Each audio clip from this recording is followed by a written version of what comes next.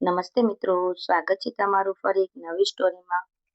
જો તમે હજુ સુધી મારી ચેનલને સબસ્ક્રાઇબ ન કરી હોય તો પ્લીઝ મારી ચેનલને સબસ્ક્રાઇબ જરૂરથી કરજો. મારી ઉંમર 30 વર્ષની છે અને મારું નામ રીટા છે. હવે હું એ ઉંમરે હતી જે ઉંમરે છોકરીઓના સંબંધ આવવાના બંધ થઈ જાય છે અને વાળ પણ સફેદ થવા લાગે છે. અત્યાર સુધી મારા લગ્ન ન થવાના મુખ્ય બે કારણો હતા. એક તો અમે ગરીબ હતા, તેથી મોટા દહેજ આપીને છોકરાઓ વાળાનું મોઢું બંધ નહોતા કરી શકતા. અને બીજું એ છે કે હું બહુ સુંદર ન હતી. હું ભણેલી ગણેલી તો હતી, પરંતુ મારો રંગ શ્યામ હતો. તેથી મને જોવા આવવા વાળા બધા લોકો મને કાળી કહીને ચાલ્યા જતા હતા. તેથી હવે હું કોઈ પણ સંબંધ સ્વીકારવા માટે વિચારી રહી હતી. એક દિવસ મારી મમ્મી મારી પાસે આવીને કહેવા લાગી, દીકરી, તારા માટે એક છોકરાનો સંબંધ આવ્યો છે. તેનું નામ જગદીશ છે. તે છોકરો તારા કરતા ફક્ત 2 જ વર્ષ મોટો છે. પરંતુ વાત એવી છે કે તેના 3 વખત છૂટાછેડા થઈ ગયેલા છે. તેની ત્રણેય પત્નીઓ તેને છોડીને ચાલી ગઈ છે. મારી મમ્મીની વાત સાંભળીને હું આશ્ચર્યમાં પડી ગઈ. મને સપનામાં પણ નહોતું વિચાર્યું કે મારી મમ્મી મારા માટે આવો સંબંધ લાવશે, કે જેને 3 વાર લગ્ન કર્યા છે અને તેને એક પણ પત્ની તેની સાથે રહેતી નથી. તેના 3 વાર છૂટાછેડા થઈ ચૂકેલા છે. અને જે છોકરાને છૂટાછેડા લેવાની આદત પડી ગઈ હોય તે કોઈ છોકરીને ખુશ કેમ રાખી શકે? મને આશ્ચર્યમાં પડી ગયેલી જોઈને મારી મમ્મી મને કહેવા લાગી કે જગદીશ એક જ છે, તેનો કોઈ ભાઈ બહેન નથી અને તેની માં પણ આ દુનિયા છોડીને ચાલી ગઈ છે. તેના ઘરમાં ફક્ત તેના એક વૃદ્ધ પિતાજી છે, જેમની ઉંમર 65 વર્ષની છે. માતા અને બહેનને ગુમાવ્યા પછી તે તેના પિતા વિશે એક પણ શબ્દ સાંભળી શકતો નથી. આ કારણે તેની પત્નીઓ જ્યારે તેના પિતા પર કોઈ આરોપ લગાવે છે તો તે તેમને છૂટાછેડા આપીને ઘરમાંથી કાઢી મૂકે છે. તારો સ્વભાવ તો ખૂબ જ સારો છે. જેવી રીતે તું તારા પિતાની સેવા કરે છે, તેવી જ રીતે તું તેના પિતાની સેવા કરી અને તેનું દિલ જીતી લઈશ તો ફરી કોઈ સમસ્યા ઊભી નહીં થાય. નહીં તો આ ઉંમરે હવે કોઈ દીકરી તારો સંબંધ નહીં આવે. મારી મમ્મીના શબ્દો સાંભળીને મને ખૂબ જ દુઃખ થયું. મેં મારી મમ્મીને કહ્યું કે મારે એકાદ વખત જગદીશને મળવું છે. હું તેને મળીને તેના વ્યક્તિત્વ વિશે જાણવા માંગતી હતી કે શું તે મારી સાથે જીવન વિતાવી શકશે કે નહીં.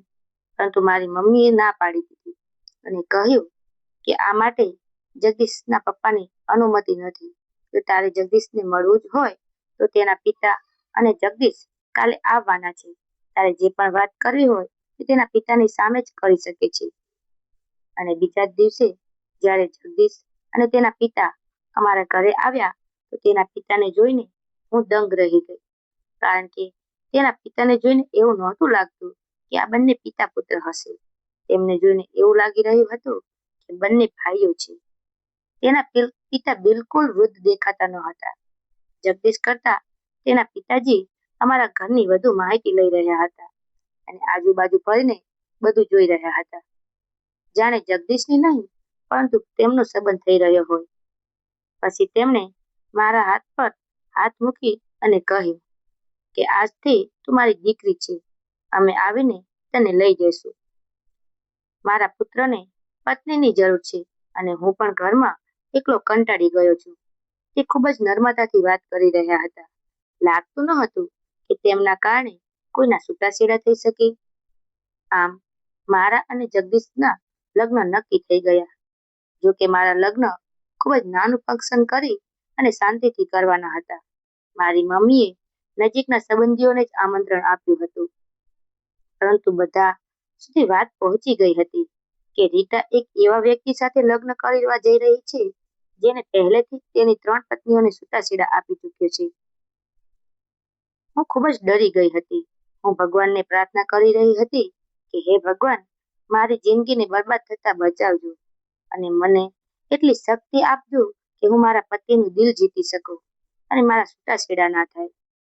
હું લગ્ન કરીને મારા સાસરે આવી ગઈ. લગ્નની પહેલી જ રાત્રે જગદીશ મારી પાસે આવ્યા અને કહેવા લાગ્યા, આજથી તું આ ઘરની માલકીન છે. તું જાણે છે કે આ પહેલા હું 3 છોકરીઓને છૂટાછેડા આપી ચૂક્યો છું અને તેમના છૂટાછેડાનું કારણ જે હતું હું ઈચ્છું છું કે તું એ કારણ ન બતાવતી. મારા પતિની વાત સાંભળીને હું ડરી ગઈ અને પૂછ્યું કે તમે ત્રણેય છોકરીઓને છૂટાછેડા કેમ આપ્યા? એટલે જગદીશે કહ્યું કે ત્રણેય છોકરીઓએ મારા પિતા સાથે. આ પછી તેઓ આગળ બોલી શક્યા નહીં અને પછી કહ્યું કે છોડને વાતની. એટલે જગદીશને મેં કહ્યું કે ઓછામાં ઓછું મને એ તો જણાવો કે તમે ત્રણેય છોકરીઓને છોડી કેમ દીધી? જો મને પહેલેથી જ ખબર હશે તો હું એ કામ ક્યારેય નહીં કરું જે તમારી પહેલી ત્રણેય પત્નીએ કર્યું હતું. એટલે જગદીશ કહે છે કે મને વારંવાર ફરિયાદ કરતી છોકરીઓ જરા પણ પસંદ નથી. જો તારે મારી સાથે રહેવું હોય તો તું પ્રેમથી રહેજે. મને રોજ રોજની જીદ પસંદ નથી. કોઈ પણ વ્યક્તિ જ્યારે કોઈ વ્યક્તિ સાથે લગ્ન કરે છે તો તેની સાથે પ્રેમ થઈ જાય છે. તું મારી પત્ની છે એટલે હું તને પૂરો પ્રેમ અને આદર આપીશ. પરંતુ તું પણ મારી એક વાત ધ્યાનમાં રાખજે. મારા પિતાજી પર કોઈ પણ આરોપ લગાવતા પહેલા 100 વાર વિચારજે. મારા જીવનમાંથી 3 છોકરીઓએ આ જ કારણથી જતી રહી છે. કારણ કે તેમણે મારા પિતાજી તરફ આંગળી ચીંધી હતી અને હું મારા પિતા વિરુદ્ધ એક પણ શબ્દ સાંભળવા માંગતો નથી. હું ફક્ત મારા પિતાને ખુશ રાખવા માંગુ છું અને તું પણ મારા પિતાને ખુશ રાખ. તે ખૂબ સારા છે. તું એમની સેવા કરીશ અને તેમની સંભાળ રાખીશ તો તે તેને દીકરીની જેમ રાખશે. મારા પિતાજી પાસે ખૂબ જ મિલકત છે તેથી તે તારી સાથે સાથે તારા પરિવારને પણ ખુશ રાખશે.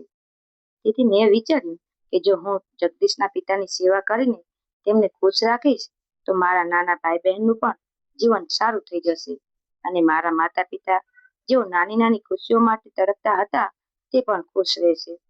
તેથી જ મેં જગદીશને ખાતરી આપી કે મારા તરફથી તમને ક્યારેય ફરિયાદ નહીં મળે. હું મારા સસરાને પિતાનો દરજ્જો આપીને તેમની સેવા કરીશ. મારી વાત સાંભળીને જગદીશ ખૂબ જ ખુશ હતા અને પછી મેં મારું મન મનાવી લીધું કે હું મારા પતિની દરેક વાતનું પાલન કરીશ અને મારા સસરાની સેવા કરીશ. એટલામાં જ મારા સસરા અમારા રૂમનો દરવાજો ખટખટાવ્યા વગર જ અંદર આવ્યા. તેમના હાથમાં દૂધના 2 ગ્લાસ હતા. મને ખૂબ જ અજીબ લાગ્યું, પરંતુ જગદીશ ઝડપથી ઊભા થયા અને કહ્યું, પિતાજી, તમે કેમ તકલીફ લીધી? એટલે મારા સસરાએ મારી તરફ જોતા કહ્યું કે તમે બંને સૂતા પહેલા આ દૂધ જરૂરથી પી લેજો.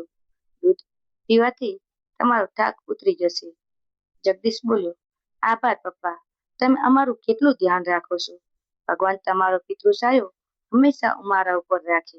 આટલું કહીને જગદીશે એક ગ્લાસ મારી તરફ લંબાવ્યો અને એક ગ્લાસ પોતાના હાથમાં પકડી રાખ્યો. મારા સસરા ચાલ્યા ગયા એટલે તરત જ જગદીશે દરવાજો બંધ કરીને ગ્લાસનું બધું દૂધ બહાર ફેંકી દીધું. મને ખૂબ જ નવાઈ લાગી એટલે મેં જગદીશને પૂછ્યું તેમને આવું કેમ કર્યું? તો તેમણે મને કહ્યું કે મને દૂધ બિલકુલ પસંદ નથી, પરંતુ પિતાજી જ્યારે મને દૂધ આપવા આવે છે તો તેમને ખોટું ન લાગે એટલા માટે હું તેમને ના નથી કહેતો. પરંતુ ચિંતા ન કરીશ, તું દૂધ પી લે, તને કંઈ જ નહીં થાય. જગદીશની વાત સાંભળીને હું ખૂબ જ ડરી ગઈ. મને એવું લાગ્યું કે તે મારાથી કંઈક છુપાવી રહ્યા છે. મેં વારંવાર પૂછ્યું, પરંતુ તેમને મને જવાબ ન આપ્યો. જગદીશે મને આખી રાત પોતાના પડછાયા નીચે રાખી. આ જોઈને મને ખૂબ જ નવાઈ લાગી કે તે ત્રણેય છોકરીઓ તેમના આટલા પ્રેમાળ પતિને કેમ છોડી ગઈ. સવારે મારી આંખ ખોલી તો જગદીશ પથારીમાં ન હતા. કદાચ તે બાથરૂમમાં હતા, કારણ કે બાથરૂમમાંથી પાણી પડવાનો અવાજ આવી રહ્યો હતો. હું ઉઠી પણ હતી એટલામાં જ મારા સસરા દરવાજો ખોલીને અંદર આવ્યા. તેમની આ હરકત જોઈ મને ખૂબ જ અજીબ લાગી, પરંતુ તેમ છતાં હું કંઈ પણ બોલ્યા વગર બાજુમાં પડેલો દુપટ્ટો માથે નાખ્યો, કારણ કે મને અહીં આવ્યાને હજી એક જ રાત થઈ હતી અને બીજું કે એ મારા પતિના પિતા હતા. તેમણે મને પહેલા જ સ્પષ્ટ કહી દીધું હતું કે મારા પિતાને ફરિયાદનો કોઈ મોકો ન આપતી. મારા સસરા મારી પાસે આવ્યા અને મારા માથે લાલ રંગની ચૂંદડી નાખી અને કહ્યું કે દીકરી, આ બહુ જ શુભ છે, તેથી તું તેને પહેલા દિવસે પહેરી રાખજે. એનાથી તારું જીવન ખુશીઓથી ભરેલું રહેશે. મેં મારી પહેલી વહુને ચૂંદડીઓ આપી હતી, પરંતુ તેમને મને બેઇજ્જત કરીને કાઢી મૂક્યો હતો અને ચૂંદડી લેવાની ના પાડી દીધી હતી. પરંતુ મને ખબર છે કે તું એવું નહીં કરે. તું એક ખૂબ જ સારી અને સંસ્કારી દીકરી લાગે છે. મને વિશ્વાસ છે કે તું મારા દીકરાને સાચું સુખ આપીશ. આટલું કહીને મારા સસરાએ મને કપાળ ઉપર ચુંબન કર્યું. તે જોઈને હું આશ્ચર્ય રહી ગઈ. સાચું છે કે કોઈ પિતા જ્યારે તેની પુત્રીને પ્રેમ કરે છે ત્યારે તે તેના કપાળને ચુંબન કરી અને તેને આશીર્વાદ આપે છે. પરંતુ ખબર નહીં કેમ મને મારા સસરાનું આ વર્તન પસંદ ન આવ્યું.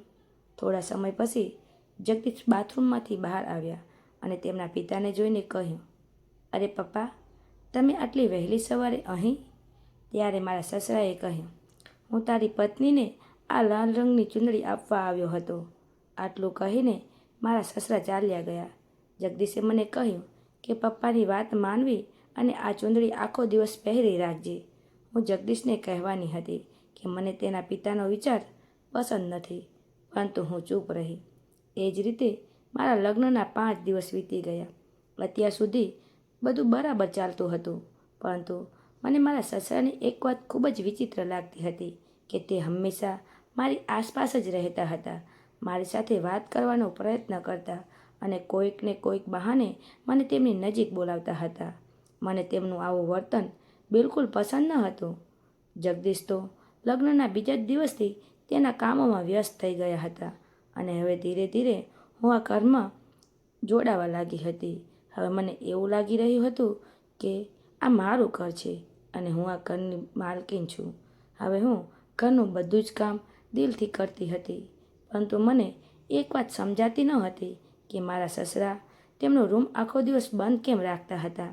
જ્યારે તેઓ સૂવા માટે જતા હતા ત્યારે જ તેઓ રૂમને ખોલતા હતા. મેં આ વિશે જગદીશને પૂછ્યું કે તમારા પિતા તેમનો રૂમ બંધ કેમ રાખે છે? હું તેમનો રૂમ સાફ કરવાનું વિચારી રહી હતી. મારી વાત સાંભળીને જગદીશે કહ્યું કે પિતાજીને તેમના રૂમમાં કોઈ જાય તે પસંદ નથી. મને પણ તેમના રૂમમાં જવાની પરવાનગી નથી. તું એમ કર, બાકીના ઘરની સફાઈ કર, પપ્પાના રૂમને એમ જ રહેવા દે.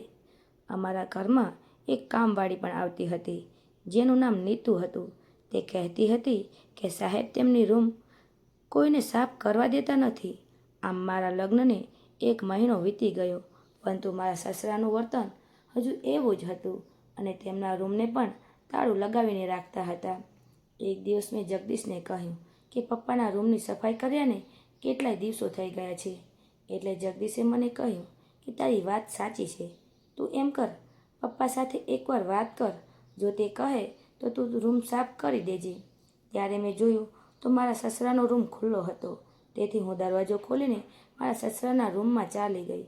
અંદર જઈને મેં જે જોયું તે જોઈને હું આશ્ચર્યચકિત થઈ ગઈ. રૂમમાં બધી જગ્યાએ મહિલાઓના કપડાં પડ્યા હતા અને સ્ત્રીઓના શૃંગારની વસ્તુઓ પડી હતી. આ જોઈને હું વિચારમાં પડી ગઈ, કારણ કે મારા સાસુને ગુજરી ગયાને ઘણો સમય થઈ ગયો હતો. તો પછી મારા સસરાના રૂમમાં મહિલાઓની વસ્તુઓ શું કરતી હશે? મને જોઈને મારા સસરા ડરી ગયા અને કહેવા લાગ્યા, અરે બેટા, તમે મારા રૂમની અંદર શું કરો છો? બહાર જાઓ, હું પણ બહાર આવું છું.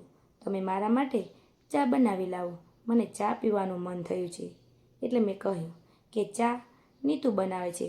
તમે શાંતિથી બેસીને ચા પી લો, ત્યાં સુધી હું તમારા રૂમની સફાઈ કરી દઉં. જુઓ, તમારો રૂમ કેટલો ગંદો થઈ ગયો છે. આ સાંભળીને મારા સસરા એકદમ ઊભા થયા અને મારો હાથ પકડીને મને બહાર લઈ આવ્યા અને ઝડપથી દરવાજો બંધ કરી દીધો અને કહેવા લાગ્યા, અરે, રૂમમાં સાફ કરવા જેવું કાંઈ જ નથી. હું દરરોજ મારો રૂમ સાફ કરું જ છું. ચાલો, આપણે બંને હોલમાં સાથે બેસીને ચા પીએ. પછી અમે હોલમાં આવી ગયા અને નીતુ અમારા માટે ચા લઈને આવી. મેં ચા પીધી અને પછી મારા રૂમમાં આવી ગઈ. બીજા દિવસે મને મારી બહેનપણીનો ફોન આવ્યો. તે મને કહેવા લાગી કે રીટા, મને લાગે છે કે તારા સસરા છોકરીઓનો કારોબાર ચલાવે છે. નહીં તો તું જ વિચાર કર કે તારા પતિની 3 પત્નીઓ ક્યાં ગઈ? આજ સુધી તેનો કોઈ પત્તો જ લાગ્યો નથી કે તે ક્યાંથી આવી હતી અને ક્યાં ગઈ. મને તો દાળમાં કંઈક કાળું લાગે છે અને તેથી જ તારા સસરા પૈસાવાળા છે. મારી બહેનપણીની વાત સાંભળીને મને પણ હવે એવું જ લાગવા લાગ્યું હતું કે દાળમાં કંઈક તો કાળું લાગે છે. મારા સસરાના રૂમમાં કંઈક રહસ્ય છે જે મારાથી છુપાવવામાં આવી રહ્યું છે. હવે મારી નજર સમક્ષ મારા સસરાના રૂમમાં પડેલા સ્ત્રીઓના તમામ કપડાઓ આવી રહ્યા હતા, જે તમામ કપડાં છોકરીઓના હતા. ચોક્કસ મારા સસરા છોકરીઓને પહેલાં તેમના રૂમમાં બંધ રાખે છે અને તેમની સાથે ખરાબ કામ કરે છે અને પછી તેમને વેચી નાખે છે. અને હકીકતમાં જો આવું જ થતું હશે તો હું આ ઘરમાં સલામત નથી. આમ જુદા જુદા વિચારો મારા મગજમાં આવવા લાગ્યા. મેં હવે નક્કી કર્યું હતું કે હું મારા સસરાની હકીકત જાણીને જ રહીશ, અને જો મારા સસરાએ કંઈ ખોટું કર્યું હશે તો હું જાતે જ મારા સસરાને પોલીસને આપી દઈશ. તેથી હવે મેં મારા સસરા ઉપર નજર રાખવાનું શરૂ કરી દીધું. એક રાત્રે હું જ્યારે રસોડામાં પાણી ભરવા જઈ રહી હતી તો મારા સસરાના રૂમની લાઇટ ચાલુ હતી અને મારા સસરાના રૂમમાંથી કોઈ છોકરીના રડવાનો અવાજ પણ આવી રહ્યો હતો. મને લાગ્યું કે મારા સસરાના રૂમમાં કોઈ છોકરી છે, તેથી જ હું ઝડપથી તેમના રૂમ તરફ ગઈ. મેં રૂમની નજીક જઈને જોયું તો મને કશું જ દેખાતું નહોતું અને છોકરીના રડવાનો અવાજ પણ બંધ થઈ ગયો હતો. હું મારા સસરાની રૂમની અંદર પ્રવેશવા માંગતી હતી, પરંતુ મને લાગ્યું કે મારા સસરા ગુસ્સે થઈ જશે અને તે જગદીશને મારી ફરિયાદ કરશે કે હું તેમને પરેશાન કરું છું. તેથી લાંબા સમય સુધી હું બહાર જ ઊભી રહીને સાંભળતી રહી કે એ છોકરીનો રડવાનો અવાજ આવે છે કે નહીં. પરંતુ હવે તે છોકરીના રડવાનો અવાજ આવતો ન હતો અને મારા સસરાએ રૂમની લાઇટ પણ બંધ કરી દીધી હતી. તેથી હું પણ મારા રૂમમાં પાછી આવી ગઈ, પરંતુ મને આખી રાત શાંતિથી ઊંઘ આવી ન હતી. આમ જ દિવસો પસાર થઈ રહ્યા હતા. એક દિવસ હું રસોડામાં જમવાનું બનાવી રહી હતી ત્યારે અચાનક જ મારા હાથ ઉપર ગરમ તેલ પડ્યું અને મારો હાથ બળવાથી મારા મોઢામાંથી ચીસ નીકળી ગઈ. મારી ચીસ સાંભળતા જ મારા સસરા દોડીને રસોડામાં આવ્યા અને મારો હાથ જોવા લાગ્યા. તેથી તેઓ મારી એકદમ નજીક હતા. તેથી મને ખૂબ જ વિચિત્ર લાગ્યું કે મારા સસરાના હાથમાંથી મારો હાથ છોડાવવાની કોશિશ કરી, પરંતુ તેઓએ મારો હાથ ન છોડ્યો અને મને રસોડાની બહાર લઈ આવ્યા અને તેઓ મને બહાર બેસાડીને રસોડામાંથી બરફ લઈ આવ્યા અને પછી તેઓ મારી એકદમ નજીક બેસી ગયા અને મારા હાથ પર બરફ લગાવવા લાગ્યા. આ જોઈને હવે મને કુંઠણ થવા લાગ્યું હતું. હું વિચારતી હતી કે સસરા અને પુત્રવધુ વચ્ચે હંમેશા એક મર્યાદા હોવી જોઈએ અને આજે મારા સસરાએ એ મર્યાદા પાર કરી હતી. તેઓ મારી ખૂબ જ નજીક હતા. હું ઝડપથી મારો હાથ છોડાવીને મારા રૂમમાં ચાલી ગઈ. મને હવે મારા સસરાની આવી હરકતો ખોટી લાગી રહી હતી, પરંતુ હું જગદીશને કેવી રીતે કહું? દિવસો આમ જ પસાર થતા હતા અને મેં મારા સસરા ઉપર નજર રાખવાનું છોડ્યું ન હતું, પરંતુ આજ સુધી મને એવો કોઈ સબૂત મળ્યો ન હતો કે હું મારા સસરાને ખોટા સાબિત કરી શકું. જગદીશ દરરોજ રાત્રે 9 વાગે ઘર પરત ફરતા, પરંતુ આજ રાતના 11 વાગ્યા હોવા છતાં પણ જગદીશ હજુ સુધી ઘરે આવ્યા ન હતા. તેથી હું તેમની રાહ જોતી બહાર હોલમાં જ બેઠી હતી અને મારા સસરાને તેમની રૂમમાં લાઇટ ચાલુ હતી અને એક છોકરીનો રડવાનો અવાજ પણ મને સંભળાઈ રહ્યો હતો. અને આમ થોડી વારે મને છોકરીના રડવાનો અવાજ સંભળાઈ રહ્યો હતો.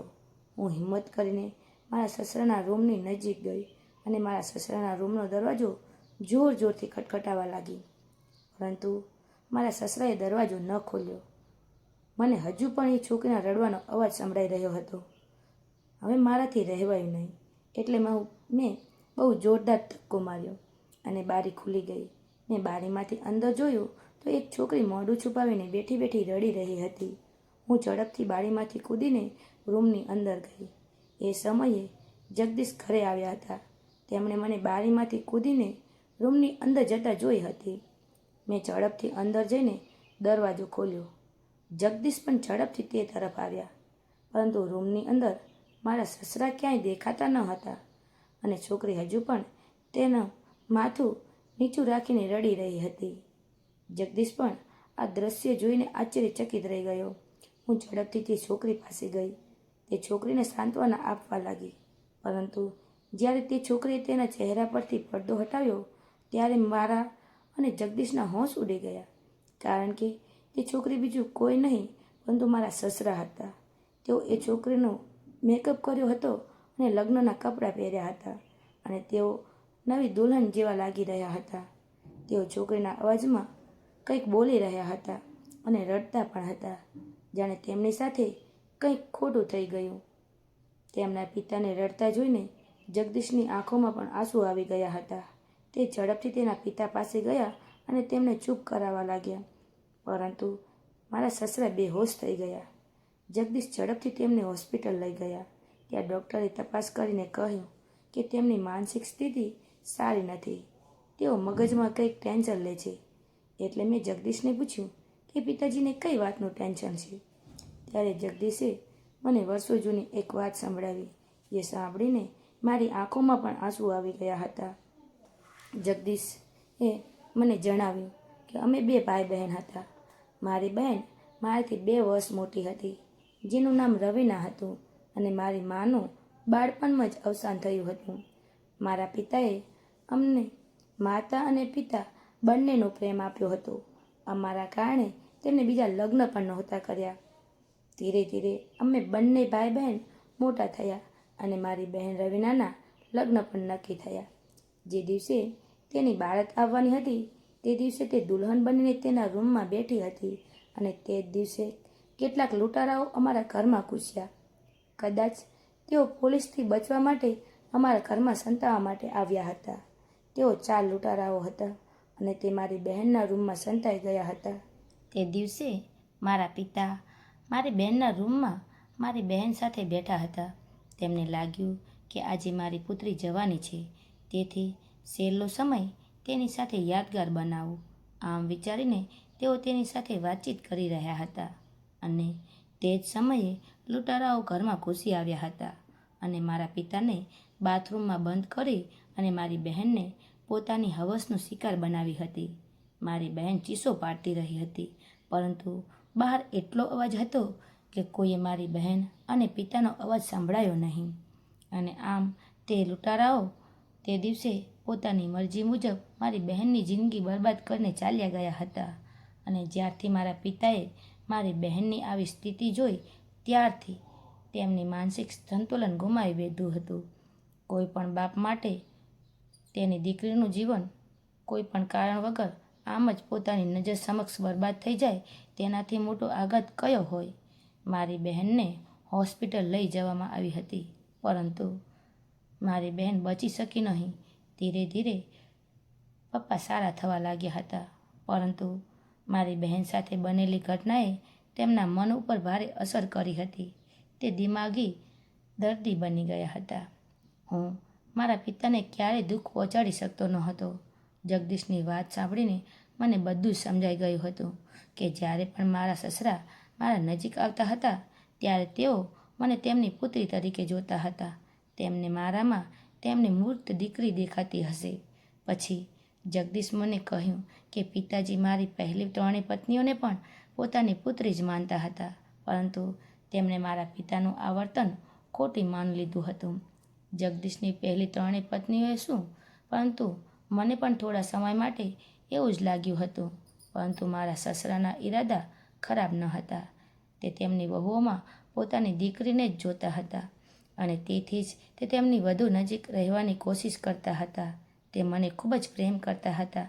કેટલીક વાર તો તે જગદીશને પણ ડાકુ સમજી લેતા હતા, અને તેથી જ તે મને જગદીશ પાસેથી દૂર કરી દેતા હતા. આમ કરીને તેઓ તેમની દીકરીને ડાકુથી બચાવતા હતા. સમગ્ર સત્યની જાણ થતાં જગદીશને ખૂબ જ અફસોસ થયો, અને તેમણે મને કહ્યું કે મેં પહેલાં 3 છોકરીઓ સાથે ઘણું ખોટું કર્યું છે.